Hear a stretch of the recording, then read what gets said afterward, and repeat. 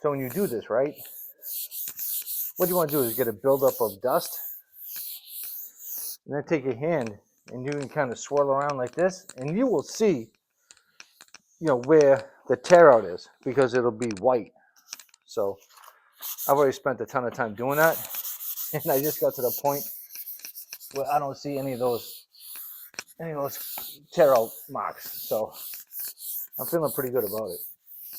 And the weird thing about figured cherry is when you sand it, it still looks like it has swirl marks, but it doesn't. That's just the way the grain is. So if your eyes are playing tricks on you, just take 5 minutes, walk away, and come back. I think it's going to look unbelievable as soon as I apply that finish. Some guys like to go to like 4,000 or whatever, something crazy with the sandpaper. I was taught 150, 220 is really all you need to do, because you want to make sure that the oil or the finish has something to grab to. I don't know if it's true or not, but I believed them at the time. It's been working for me for over 25 years, so.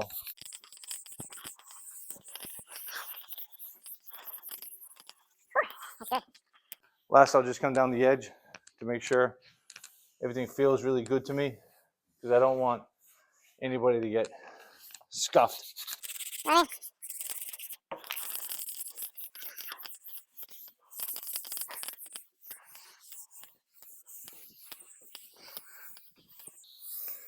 Wax on, wax off, baby.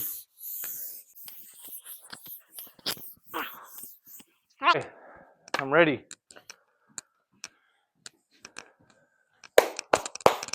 Let me.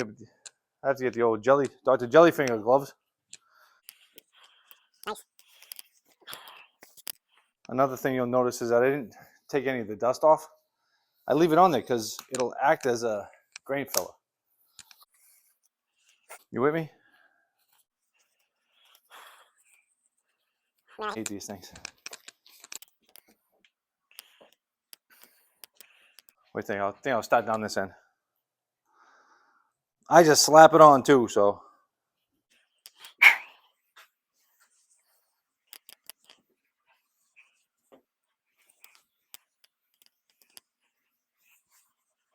Nice thick coat. I'm gonna buff it all off anyway, so. What's the difference?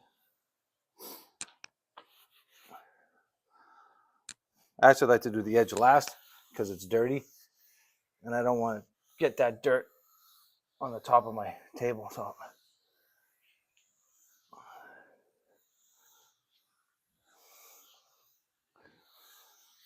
Remember my friend Mark from those videos way back in the day? He'd tell me to go in like circular motions to make sure you get it all in the grain, then finish off going with the grain.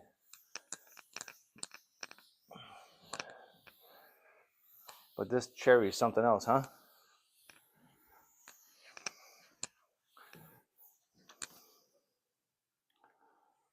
See? That's it. Nothing to it. But it's all about prep work. That's the most important thing. It's gotta. You saw me hit it with the True Track. I didn't burn it this time, which was nice. I sanded it all out. It took me a long time to get this result right here. Trust me. But I'm kind of accustomed to doing it at this point, and it's really this most satisfying part of what I do is seeing it for the first time like this.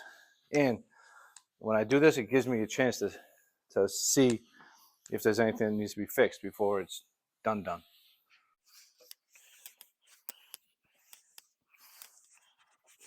This edge isn't very nice compared to what I'm used to, but that's okay. This is going to go up against kind of like the wall.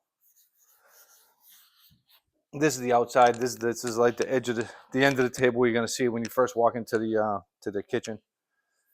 This is going to be up against like a window seat, a big bench, like a 12-foot bench. I like to know where my pieces are going to be going so I can adjust what I'm doing to fit the space. I'm always trying to be aware of where it's going. That's why my clients love me, to be honest with you. It's an intimate process. I'm just not banging out a table randomly for somebody and not caring how it's going to look in their space. I want it to be perfect. I want to see where the light's coming in, so the light will bounce off of this the way that I want to accentuate the grain as much as it can, right?